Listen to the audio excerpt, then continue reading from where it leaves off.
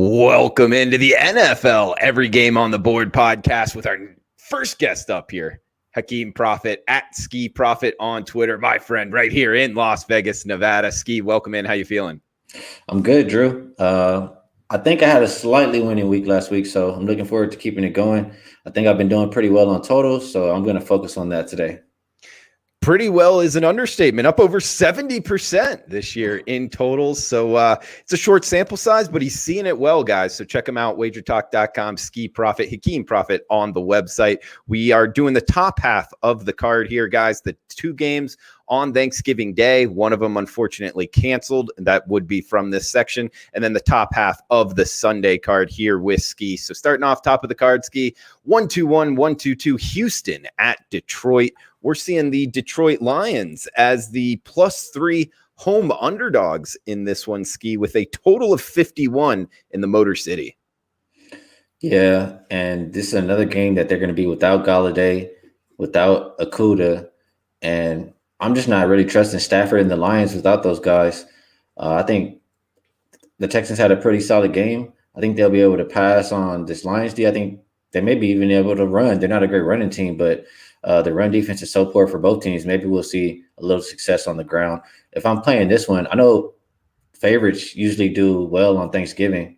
I agree in this game. I like the Texans, and I think it'll be a lower scoring game just because I don't trust the Lions offense without Galladay, really.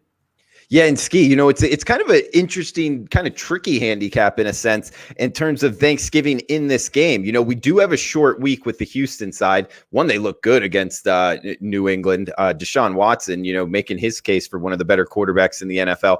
But it's a short week, and they're the road team. I usually don't like betting that, although this year it hasn't been a terrible bet. But add on the fact here, and I was reading the gold sheet just earlier in terms of Detroit's been a terrible home bet on Thanksgiving. So it's kind of both of those, I guess, betting angles working against each other, Skee. And it's just surprising to see the Houston team as a full field goal road favorites, no? Yeah, but then again, just looking at the Lions didn't even score a point last week, so I understand. Yeah. And I think the home field is kind of washed. I think that's what we've seen. Like even the Thursday night games, we've seen like usually on Thursdays, home team or no team, but this year the road team has been winning like crazy. So I don't think it's too much of a home field advantage at all. Yeah, one game down, one to go for the Thanksgiving games. We only got two of them, one of them being canceled. 1-2-3, 1-2-4 being the next game up. In the NFC East, we got Washington at Dallas. That's the Washington football team at the Dallas Cowboys. We're seeing Cowboys -3 in Jerry's world, 46 the total in this one. And, I should have had it written down, but divisional unders are doing really well this year. I want to say they're hitting about like 61%, somewhere around there. I'll get the number in a second, but that's the way I have to look in this game. I think that I'll trust the Washington defense to do a little something. I know the team as a whole weren't great before Burrow went down, and it's kind of tough for me to play the side because I don't really want to back the Cowboys to win, but gun to my head, if I'm playing it, I probably would play the Cowboys here because they look pretty solid versus Pitt. They weren't that bad versus Pitt. They were in the game, and they came away with the win versus Minnesota. So they played two solid games, and maybe they can come in on Thanksgiving and play another one. So I probably would lean towards the Cowboys a little bit, and I think it'll be a lower scoring game again in this one. I like unders on Thanksgiving. And Skee, this is the only NFC East versus NFC East matchup here. And it's kind of crazy because it's not a good division, to say the least, but somebody's got to win it. I believe they're all pretty much knotted up here, 3-6-1 or 3-7 down the board. If you had to pick one, who do you think who do you think wins the NFC East spot for the playoffs? If I have to pick, let me look at the record over here for the Giants. But I think they're everyone's 3-7. It's just the Eagles have a half a game lead at 3-6-1. Yeah, it's tough. The Eagles, every week it's just tough for me to back the Eagles. So I'll pick the Giants because I think I like what their defense should look like lately. I'm not picking the Cowboys at all. And Washington, I'm just not sold. So I'll go with the Giants, I guess, if I have to pick. Yeah, no, so would I. I would go with the New York Football Giants as well. Just wanted to get your opinion on that. We also got Scott in the chat box saying the Texans have no reason to tank, not a first round pick. That's a good point. And Ian also coming in with the Baltimore pick game just got moved to Sunday. Yeah, my mistake, Ian. I think I said it got canceled. However, it just did move to Sunday. It's at the top of the card. So we'll still break that one down. And it looks like it is the next one on the list, top of the Sunday card here, Skee. Baltimore at Pittsburgh. Drew, my bad, really quick. I said something that was wrong, so I just want to clarify. I said It wasn't for this year. The stat that I had where I was talking about the divisional unders, it was more towards like the latter part of the season, like week 11 or later. And I'm seeing a pretty big sample size, 197 and 121, 62%. So that's what I was referring to with divisional unders later in the year. Okay, divisional unders later in the year, and it makes sense. You know, the teams know each other, and that goes back. Man, Skee, just going from those numbers, that would be a long-term track record, huh? Multiple years there. Yeah, definitely. I don't have the exact year. I should have prepared a little bit better, but you can see it's been a long term. Yeah, I mean, what you said 191 and 161 was the numbers? 197 and 121, 62%.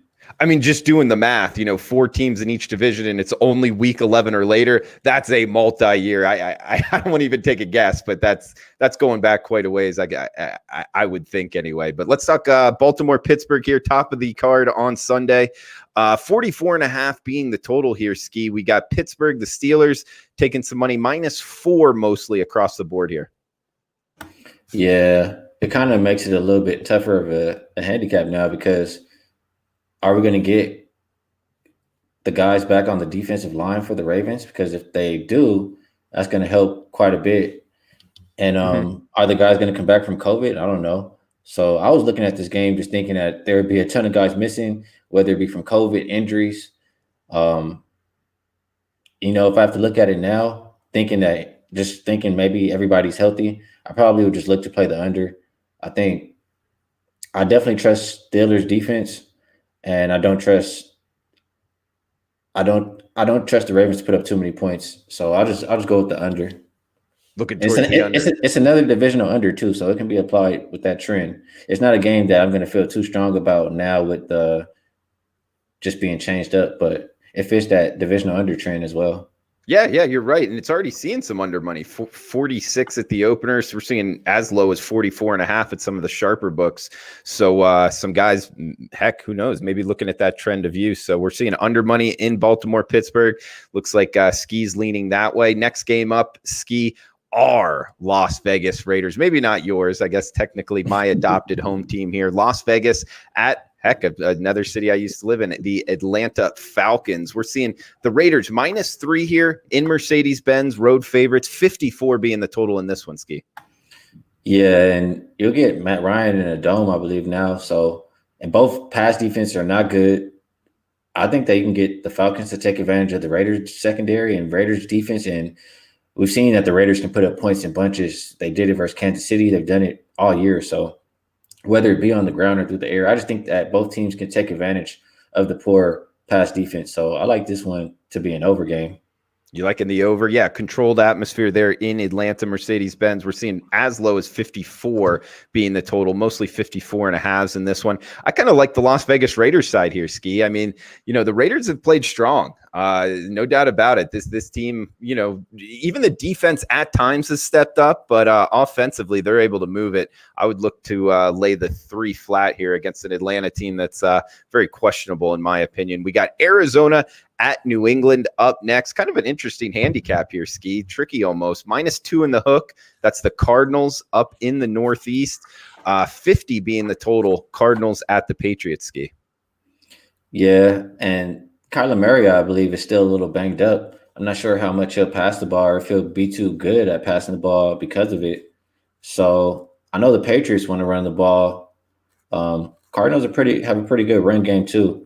And we saw that the Patriots can be run on, or we know that they can be run on. I would expect both teams to approach it that way and to keep the clock moving. And I like for this one to be an under game as well. Yeah, looking towards the under in that one. I mean, New England, it's sometimes they look alive, Skee, and sometimes not so much. Losing to Houston, I lost a ticket on that one as well. And in Arizona, I mean, if Kyler Murray's healthy, I want to be on that side. I think Kyler Murray is one of the, I'm not really saying anything and saying Do you think he's healthy though? If he's healthy, that's a big if. You're right. But I think he's one of the best quarterbacks in all of the NFL. A healthy Kyler Murray, is he one of your top 5 quarterbacks in the NFL, Skee? I probably would say so. I don't have all the guys in my head, but I definitely consider him up there. So he'll be in the top 5. If not, he's probably 6th guy up. Yeah, I love the athletic ability. Obviously, he can throw the football. The fact that he's a multi-sport athlete, winning the Heisman, that's just, the extracurricular there. But it's always fun to watch him play, and especially, Cliff Kingsbury drawing it up. He can call up the plays as well, so they're a great mix there. If he's healthy, I mean, it should be a bounce back week for the Cards for sure. That's the way that I would look. I'll be monitoring all week to see if he's healthy because I have him on my fantasy team as well. But I'm not too confident. And if he's not looking so great, I probably would just look more towards the total.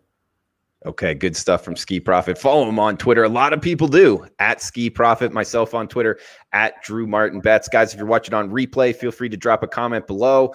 Smash the like button if you're liking the content, and feel free to chime in on the live chat box, simulcast live on the WagerTalk YouTube channel. We got Ninja13 in the house. He's liking Ravens money line. We got Andrew McGinnis, our friend at WagerTalk.com. Good luck to you as well. Mr. LaRusso 78 saying Matt Ryan looking like he's stuck in quicksand there in a dome. Ian Reed, welcome in as well. Jared Reifert on Periscope.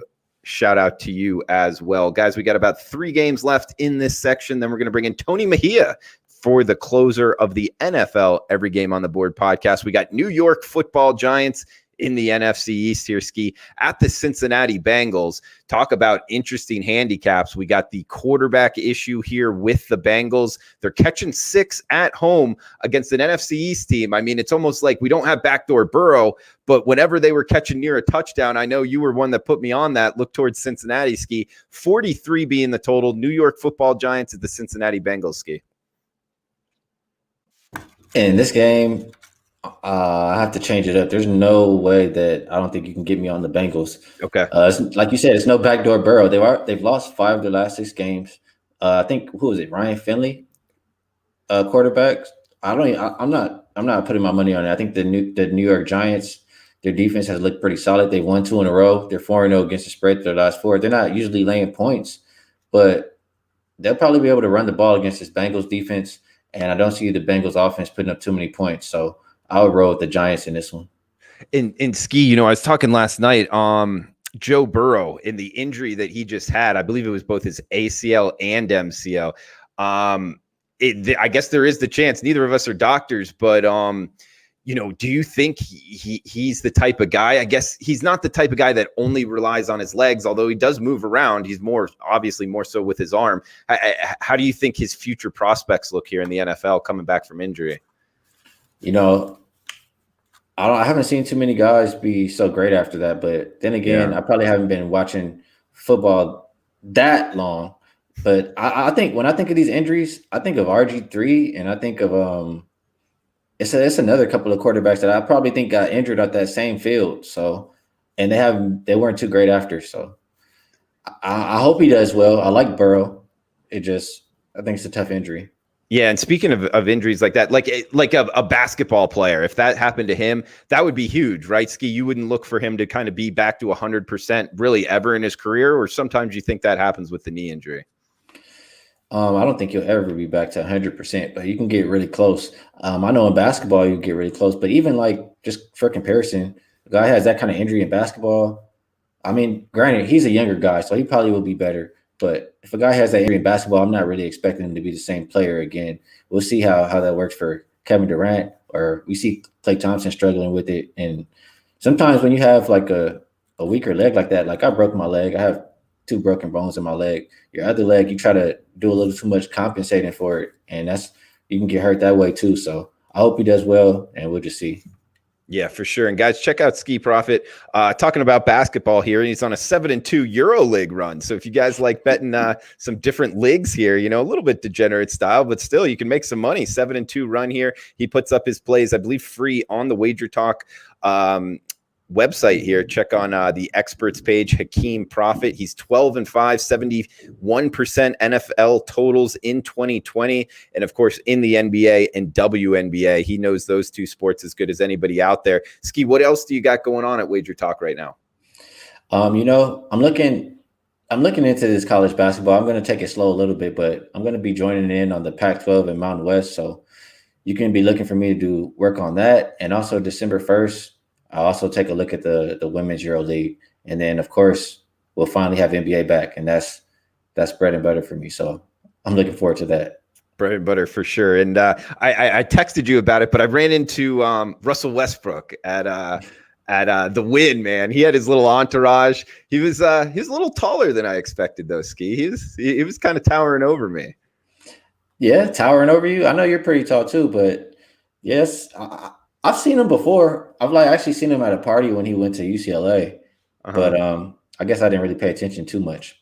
Okay, but I did want to say something to you. I know we talked about this probably last year, but the problem with the Hawks last year was the guys that we were looking to do stuff like Collins got hurt early in the season and kind of held them back. But their roster is so deep this year. I'm not sure what their win total is, but it's probably a good one, Drew. The Atlanta Hawks? Yeah. Well, Skee, you know what? One of the benefits I had with the pandemic and everything was I bet the Atlanta Hawks over on their season win total. And it was very heavily not going to get there if they played the full season. And sure enough, it shut down and the bet was refunded. So there was one good thing that happened out of the pandemic with that. Yeah, there you go. That works. Yeah, for sure. Well, we got guys, check them out. Obviously, giving out the Euro League here, free plays up at wagertalk.com, and the women's Euro League as well, Skee. All the sports books are putting up odds on that, or you kind of got to search around for that one? I have never bet the Women's Euro League before, but I'm going to follow it the first week or two. And a lot of the players from WNBA go over there and play. So I know a lot of the players who play over there. So it'll be pretty easy for me to pick up after watching for 2 weeks or so. Interesting. So they double dipped, like the ladies basketball players, they do that all the time? Well, the season is not that long, and they have a lot of free time. They don't make that much money as NBA players. So when they're not playing in WNBA, they go play overseas and make some money over there. Do you know how much? I have no idea what the ballpark the girls make in the WNBA. Do you? Well, I know. I think Sue Bird is the highest player, and I want to say I'm not 100% certain at all, but I just want to say I saw a number that was a little bit below 200,000. Okay. Oh, but yeah, for the highest paid. I guess it's all relative to how much money that really is. But getting back to the NFL here, Skee, and guys, he's a really good basketball handicapper across multiple facets of sports, but also known as NFL here, especially the total side of things. So check them out, wagertalk.com. 257-258 Cleveland at Jacksonville. Up next here, Skee, we got the Browns -6 in the hook, road favorites, 49.5 being the total in North Florida. You know, Drew, I'll be completely honest. This is a game I wasn't sure we were going to talk about. But when I think about it, who's quarterbacking for the Jaguars? I thought it would be Minshew, and it's not looking like it's going to be Minshew. So, no, I don't even think it's going to be him. I think it's somebody else. And I just have more confidence back in the Browns I know they can run the ball. If they can't do anything else, they can run the ball. And the pass defense has been so poor for the Jaguars. I know they had a couple of corners out. I would probably look for the Browns to put up some points against this team. I'm not sure if the Jaguars could do their part for the over, but I would look towards the Browns side. And if I had to look at a total, I'll probably look towards more points. Okay. For Cleveland, Jacksonville, we got Carolina, Minnesota up next. 51 the total here. Vikings -3 in the hook or -4 at home. Yeah, and we'll get Teddy Bridgewater back. And I trust the Panthers to score, period, whenever they have Teddy Bridgewater in the lineup. The defense for the Panthers is terrible, and the defense for the Vikings isn't great either. Cousins, he looks solid. I think he had a 140 passer rating. Dalvin Cook, you can trust him to do his thing. He's had 100+ yards. I like points in this game. I think the total is a little bit too low. It's under 50 for two poor defenses, and I think the Panthers will be a lot better with Bridgewater. So I might lean towards the Panther side, but I'll definitely like the over in this game. Skee, the chat box really helping us out here. We got a bunch of guys, Mr. LaRusso, Davey Jones, Mike Glennon is going to be starting for the Jacksonville. To tell you the truth, I haven't heard his name in quite a while. I remember him on the Bucs, also at NC State throwing it around. He was right behind Russell Wilson at NC State. But I'll tell you, I don't think he's had a lot of success, both straight up and ATS in the NFL, Skee. Yeah, so I'm definitely not looking to back that guy. I might shy away from the total, but I do expect the Browns to score, whether it's on the ground or through the air. I think they'll take advantage. So I'm looking towards that side. All right, good stuff, Skee. We got last game here. Then we'll get a most confident play from Skee Profit. Then bring in Tony Mejia as the closer in the NFL Every Game on the Board podcast. We got still the 1 o'clock Eastern, 10 a.m. Pacific kicks here. Skee 261-262 Tennessee at Indianapolis. We're seeing the Colts -3. There are a couple -3 in the hooks out there. 51.5 being the total. Yes, 50. And the Colts, this is a team that's been burning me, Drew. Yeah, me too. I'm not gonna lie to you. It's a team that I didn't have a lot of faith in. I didn't think that they're that good. And every week they just tell me to shut up and show me that they're that good. So I have to give them credit. I just have to think that they're a good team. I know their coach is really good because for him to not go away from really the scheme and in that Green Bay Packer game and get him back in the game, I have to say he's a good coach. So I like the Colts to play good defense in this game. I think the Titans have to tighten up their defense. I'm not sure if Adoree is playing, if he's ever going to play. It seems like every week it's like he's practicing, but he doesn't play. I know they got Desmond King to try to help the defense. It hasn't looked so great so far, but at some point they have to tighten it up. And this is a game that's extremely important. So I trust Colts defense. I think the Titans defense will be better in this game. It's another division game, if I'm not mistaken. Divisional under. I like the under. Yeah, looking towards the under here. I mean, people talk about Indianapolis having a good defense. I will be interesting to see, if Tennessee is able to run the ball on Indy. I'm not so sure they will. Sidewise this is a tough one, -3 Indianapolis. I lean Tennessee, but like you talked about, Skee, I've been kind of burned on this Indianapolis Colts team one too many times. You kind of learn as a sports bettor. It's almost like, you learn how to win, I guess, a little bit, but I'll tell you, through the 6 years of doing this as my straight job, Skee, you learn more how not to lose than you do how to win. And when you're losing on a team, you just kind of stay away from them. You don't go back to them, right? You know what I'm saying? Yeah, I definitely agree. I learned my lesson, and you just heard me talk about it. So I'm staying away from the side. I'm definitely interested in that total, though. That total is definitely on my radar. I haven't pulled it, but it was a game that I was definitely looking at for the under. Yeah, some good stats here from Skee Profit on Twitter at Skee Profit, talking about a long-term trend here, guys. After Week 11, divisional unders in the NFL have been a good bet, and that might be one as well. Tennessee versus Indianapolis. Skee, can you give us a most confident play here for the section that we just broke down? I think from what I've said so far, I think it's going to be an under week. But if I have to say my best bet so far, I'm going to roll. I'll look over these sheets just really quick. I'm going to roll with, out of the games we talked about, I trust the Panthers and the Vikings to score points. I think they're two terrible defenses, and Kirk Cousins look good. Teddy Bridgewater's good. So give me over. I think it's 48.5. Bridgewater's return. We got Carolina versus Minnesota up and over the total. Some disparity in the market, but it looks like anywhere between 49 and 51, depending where we're shopping. So look for that over. Well, yeah, go ahead. Well, I'm sorry. I actually did bet this game, and I bet it at 48.5. So I'm happy to hear that it's going up, and I still like it. I think it was, like I said, it was too short to begin with. I think that they'll score in at least the mid 50s.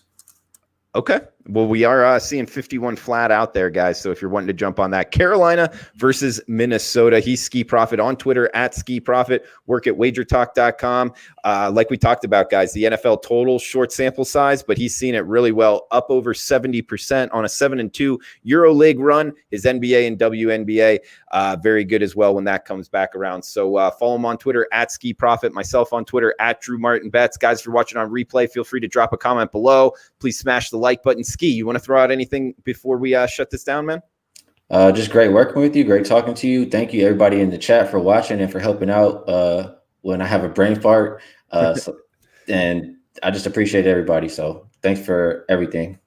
Yeah, huge shout out to the chat box, guys. That was fun, and the Mike Glennon comments were were pretty good as well. So for Skee Profit, I am Drew Martin, guys. We'll be right back with Tony Mejia closing